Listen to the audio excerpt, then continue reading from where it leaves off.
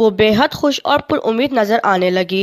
مکہ مکرمہ پہنچ کر حرم کعبہ میں حاضری کے لیے وہ خاصی بے چین تھی کہ مکہ مکرمہ پہنچ کر اس نے عمرہ ادا کیا اور پھر خوب آب زمزم پی کر اپنے ہوٹل آ گئے۔ ریحانہ کے والد نے ہوٹل آتے ہی اپنی لڑکی کی صحت میں نمایاں بہتری محسوس کی، چنانچہ عمرے کے اگلے ہی روز انہوں نے دیکھا کہ ریحانہ اس مرتبہ انگلیوں کو حرکت دینے کے قابل ہو گئی ہے۔ انہیں اپنی آنکھوں پر یقین نہیں رہا تھا، وہ شاید کوئی خواب دیکھ رہے تھے۔ انہوں نے بہت غور سے اپنی بیٹی کی انگلیوں کو دیکھا، وہ واقعی انہیں حرکت دے رہی تھی۔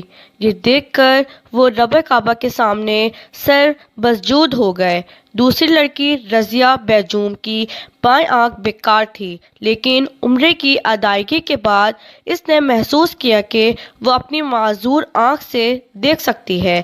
اس